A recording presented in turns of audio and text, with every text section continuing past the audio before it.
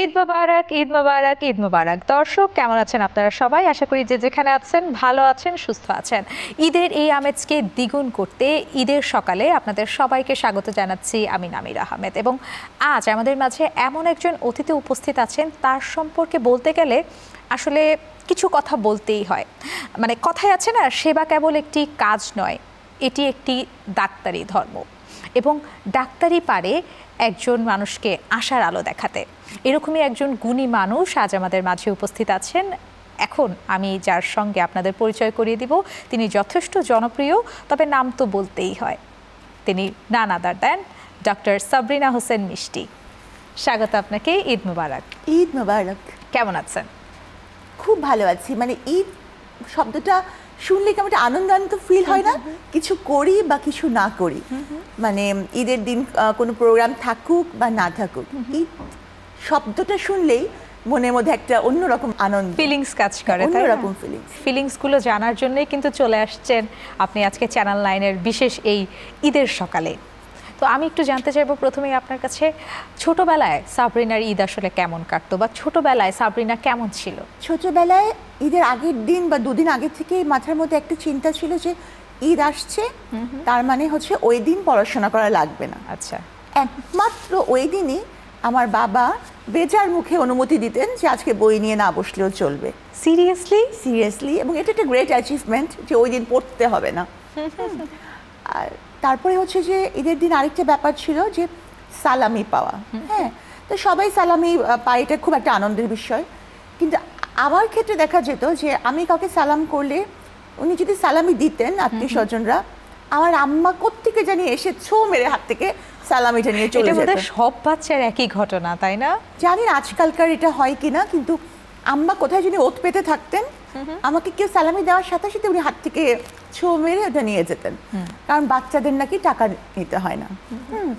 এবং তারপরে হচ্ছে যে মাঝে মাঝে ওই টাকা দিয়ে আইসক্রিম বা যে কোনো পছন্দের জিনিস, কোনো গল্পের বই দেখা যেত যে আমি হয়তো সালামি পেয়েছি 1000 টাকা, 200 টাকার জিনিস কেনা হলো, পরে আম্মা বলে টাকা তো শেষ।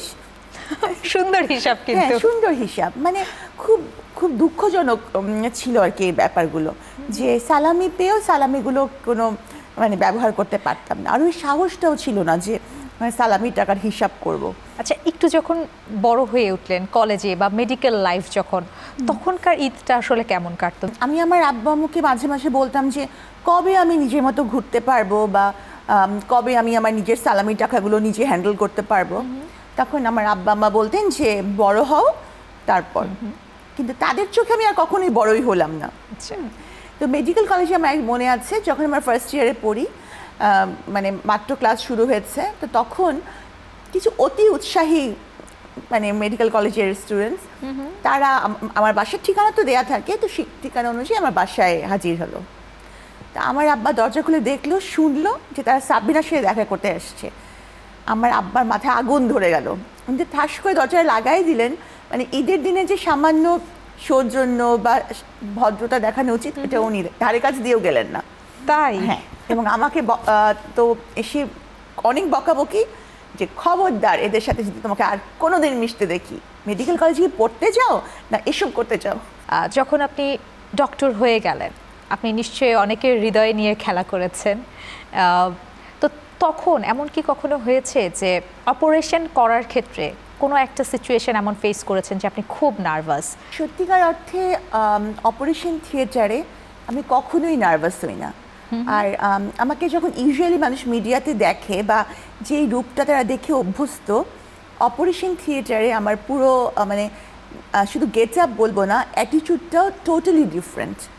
কারণ তখন আমি এমন একটা অবস্থানে দাঁড়াই, আমি এমন একটা পেশেন্টের হাত ধরে আমি প্রথম থেকে একটা জার্নি শুরু করি হয়ে যায়, যে তখন হচ্ছে পেশেন্ট যাতে টোটালি আমার উপর ডিপেন্ড করতে পারে, উপরে আল্লাহ এবং নিচে আমার এই সার্জন।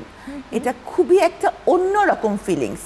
এবং যখন আমি ধরেন চেস্টটা ওপেন করি, তারপরে যখন আমি হার্টটা কাছে পৌঁছাই এবং সেটা যখন আমার হাতে একটা ধুকপুকে হৃৎপিণ্ড, তখন এটা হচ্ছে পৃথিবীর সবচেয়ে বড় দায়িত্বটা তখন আমার উপরেই ন্যস্ত, আমার উপরে। তখন ওটার সাথে আমি বলবো যে মানে তখন পুরো পরিবার, পুরো পৃথিবী, এমনকি ব্যক্তি সাবরিনারও কোনো সংযোগ নাই, সব কিছুর সাথে ডিটাচড হয়ে তখন আমি ওখানে দাঁড়াই। সেই ফিলিংসটা I can't explain, the totally একটা ডিফারেন্ট ফিলিং। আচ্ছা, এছাড়াও অনেকে বলে যে আপনি মানুষের হৃদয় নিয়ে খেলা করেন, ইজ ইট ট্রু? আসলে এটা তো তারাই বলতে পারবে যারা কোন অর্থে বলছেন, তবে মানুষের হৃৎপিণ্ডের খুব কাছে আমি পৌঁছেছি।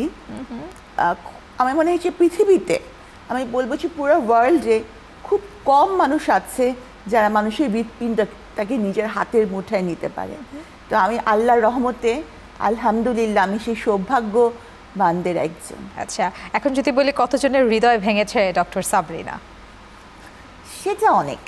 সেটা অনেক। এটা কত বছর বয়স থেকে ফেস করছেন? ক্লাস 5-4 না আমি হচ্ছে যে বড় হবার পর থেকে? মানে এসএসসি এইচএসসি লেভেল পর্যন্ত মানে আমার ওই ধরনের চিন্তা ভাবনা, মন মানসিকতা এগুলো কিছুই ছিল না। আচ্ছা। এবং ইভেন বিকজ স্কুল বা কলেজে যারা আমাদের ক্লাসমেট যারা প্রেম করতো তাদেরকে আমি 20 নজরে দেখতাম, মনে করতাম যে এত খারাপ কেন সে, মানে এই জিনিসটা এমনভাবে মাথার মধ্যে হয়েছিল। তো ওই সময় আমার এই ধরনের কিছু ঘটেনি, তবে এরপরে প্রচুর রক্ত দিয়ে লেখা চিঠি থেকে শুরু করে, মশার রক্ত না কিন্তু মানুষের রক্ত। আচ্ছা। তো এরকম থেকে অনেকে মানে অনেক সুইসাইডাল অ্যাটেম্প পর্যন্ত নিয়েছে, এরকম ঘটনা ঘটেছে। তো আপনি তখন বলেননি মরে যেও না? অনেকে অ্যাসিড নিয়ে ঘুরেছে যে না সাবিনা যদি আমার সাথে না প্রেম করে বা কিছুটা, কেউ অ্যাসিড করব। তো আমি কখনো এই জিনিসগুলো আমাকে কখনো প্রভাবিত করে না। তো এখন যখন আপনি মিডিয়াতে চলে আসলেন, মিডিয়াতে ঝড় তুলতেছে ডক্টর সাবরিনা, এরকম একটা কথা অনেক সময় হেডলাইনে দেখা যায় আপনাকে, এগুলো আসলে কেন করেন? ইচ্ছা করে করেন না হয়ে যাচ্ছে কোনটা, না আপনার জনপ্রিয়তাটা এরকম? মিডিয়াতে ঠিক ঝড় তুলেছি কিনা বলতে পারবো না, কিন্তু আমার আসলে মূল ফোকাস কিন্তু আমার লেখা। যে লেখাটাকে মানুষের কাছে পৌঁছানোর জন্য হয়তো আমাকে গণমাধ্যমে আমি এসেছি, বা যে কোনো ধরনের কন্টেন্টই আমি বানাই না কেন, তার পিছনে আমার একটা মোটিভ অলওয়েজ থাকে। এখানে আমি একটু ইন্টারাপ্ট করি, একটা বিষয় সম্পর্কে আমি জানতেই চাই যে এই যে মিডিয়াটা এত ফেস করলেন, বা এই যে একটা জনপ্রিয়তা, এই জনপ্রিয়তাটা কি কখনো আগে মনে হয়নি যে আগে যদি আমি এই কাজগুলো করতাম তাহলে ভালো হতো? না, আমার কাছে একটা জিনিস কি মনে হয় কি, যে আল্লাহ নির্ধারণ করে রাখে কোন ফেজে মানুষের লাইফে কোন জিনিসটা দেবে।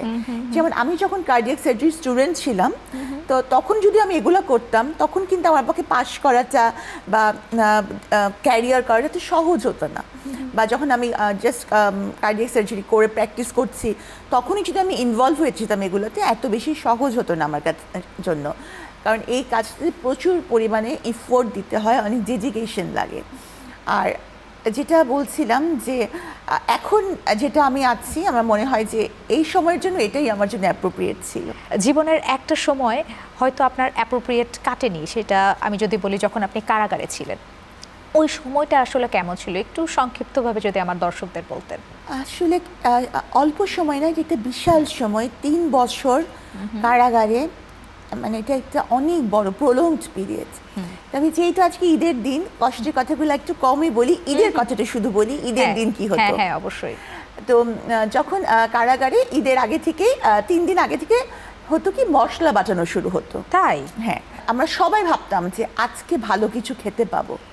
মানে তখন সব আনন্দ ছাপিয়ে সবার মনে একটাই বিষয় কাজ করতো, একটা বিষয়, আচ্ছা, যে আজকে একটু মোটা চালের বদলে একটু চিকন চাল তো খেতে পাবো। পোলাওয়ে হয়তো ঘি থাকবে না, কিন্তু তেলটা ঠিক থাকবে। একটা ডিম পাবো, ডিম খেতে পারবো। হয়তো যারা 16 বছর, 17 বছর, 20 বছর ধরে কারাগারে আছেন, তারা দীর্ঘ সময় ধরে এই সময়টা ছাড়া কখনোই একটা ডিম পর্যন্ত খেতে পাননি। তো তাদের হাতে তালুর মধ্যে একটা ডিম, এটা যে একটা কি ফিলিংস, এটা তারাই বুঝবে যারা কখনো দীর্ঘদিন কারাগারে ছিল বা তাদের প্রিয়জনরা ছিলেন। তো সবার চিন্তা যে একটা ভালো কিছু খেতে পাবো। 3 দিন আগে থেকে কয়েদিদেরকে দিয়ে মশলা বাঁচানো শুরু হয়ে যেত। হ্যাঁ, যে মশলা রেডি করে তারপর হচ্ছে রান্নাটা হবে। কি বাটা হয়েছে কিনা? আমি হচ্ছে যে একটা রুমের পাহারা ছিলাম। পাহারারা ইউজুয়ালি কাজগুলো করায়, নিজেরা করেন না, তো কিন্তু আমি হাত লাগাতাম। যে আমার অন্যান্য হাজতিরা করছে তাহলে আমিও করব। আপু আরো গল্প করব, তবে এখন সময় হচ্ছে ছোট্ট একটি বিরতির। দর্শক, গল্পে আড্ডায় সময় হয়েছে ছোট্ট একটি বিরতির। কোথাও যাবেন না, চোখ রাখবেন চ্যানেল 9 এর পর্দায়।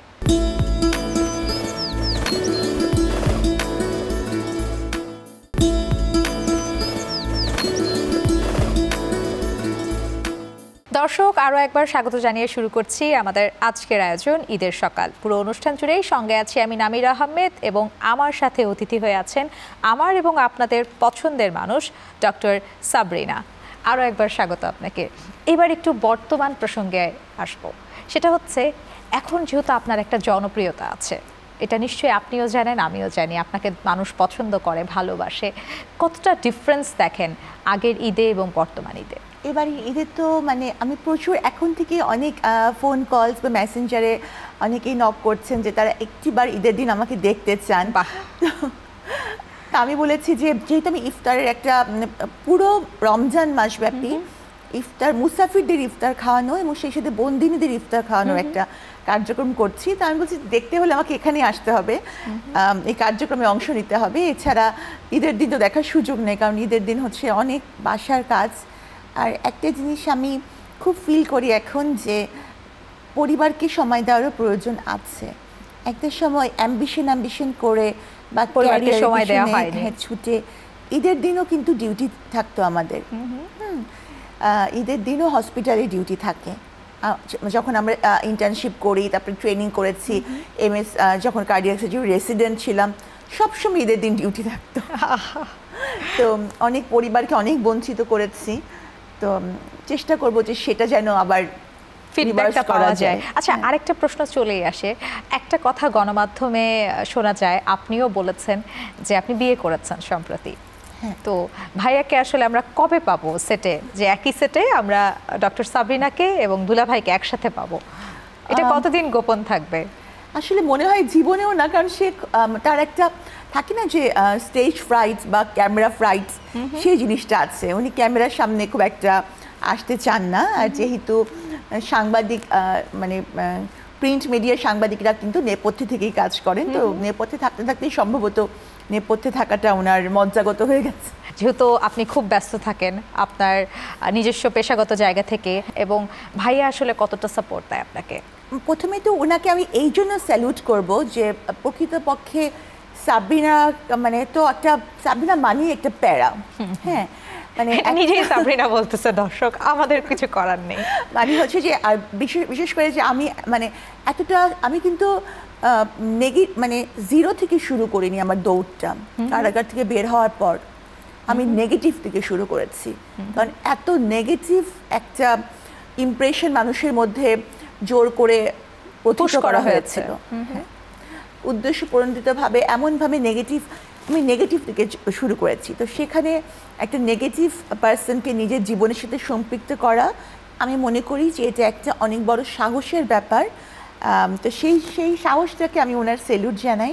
আরেকটা ব্যাপার হচ্ছে যে মানে যে কাজগুলো আমি করি বন্দিনীদের জন্য বা অন্য কারোর জন্য, মানে মানুষের পাশে সহযোগিতা, এই কাজটাতে উনি আমাকে হিউজ সাপোর্ট দেন। হ্যাঁ, তো যেটা না হলে হয়তো কাজগুলো আমি কমপ্লিট করতে পারতাম না। তো সেটার জন্য। আর আরেকটা বড় ব্যাপার হচ্ছে ওনার সময় কম, এই জন্য আমার সুবিধা। তাই সময় কম বলতে মানে সাংবাদিক, সেই সাথে উনি বিজনেসও করেন, তো সব কিছু মিলে ওনার সময় কম। সে কারণে আমার সময় কম হলেও তেমন অসুবিধা হয় না। ভাইয়া কি তাহলে কমপ্লেইন করে না যে তুমি আমাকে সময় কম দিচ্ছ না? আপনার কমপ্লেইন থাকে ভাইয়ার প্রতি কোনটা? এই জন্যই তো দুজনেরই সময় কম, এই জন্য দুজনকে মানে কেউ কমপ্লেইন করার সুযোগ পায় না। তো এটা একটু চমৎকার। এটাকে আপনি খুব মানে পজিটিভলি দেখছেন, তাই তো আপনার জায়গা থেকে? আর সময় কম, ঝগড়াঝাটির সুযোগও কম। তাই? আচ্ছা, যদি ঝগড়া করতে হয়, সাবরিনা কি ঝগড়া করতে পারে? মানে বাঙালি মেয়েরা কিন্তু ঝগড়া করতেই হবে, এরকম একটা ব্যাপার হয়। আর আরেকটা কথা আমি বলে রাখি, খুব গোপন, সেটা হচ্ছে যে কারাগারে গিয়ে আমি একটা জিনিস শিখেছি, ঝগড়া কিভাবে করতে হয়। মানে আর হচ্ছে যে গালি।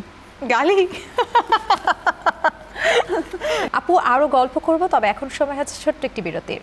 গল্পে আড্ডায় সময় হয়েছে ছোট্ট একটি বিরতির। কোথাও যাবেন না, চোখ রাখবেন চ্যানেল 9 এর পর্দায়।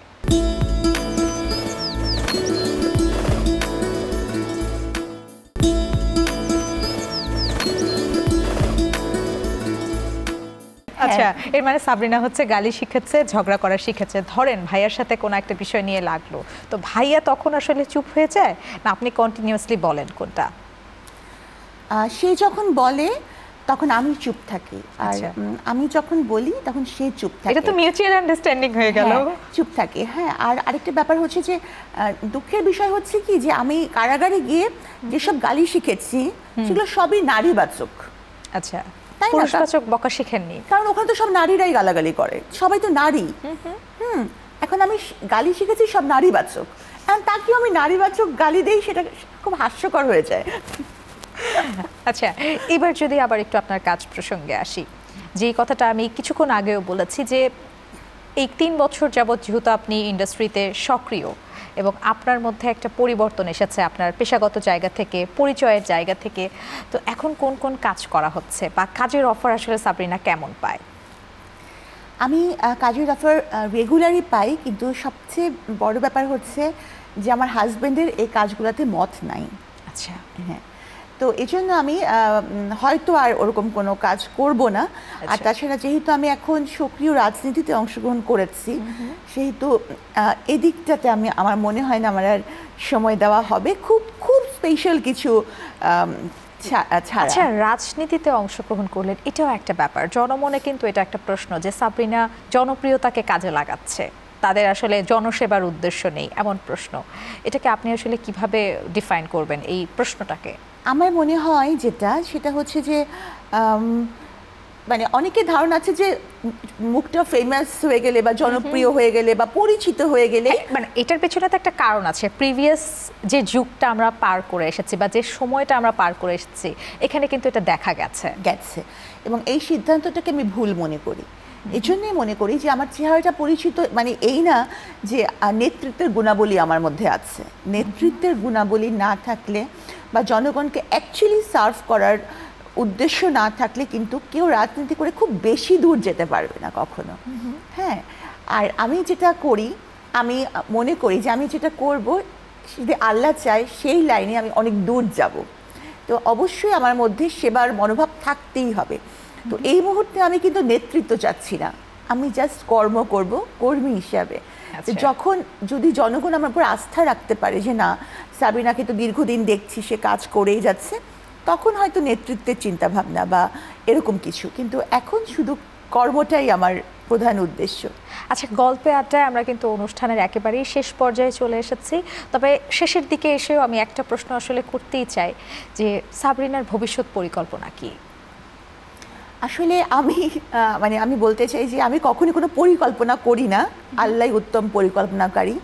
কারণ আমি গেলাম হসপিটালে, আমি পেশেন্ট দেখছিলাম সকালে, বিকালবেলা আমি চলে গেলাম রিমান্ডে। তাহলে কতটা আনসার্টেন মানুষের লাইফ।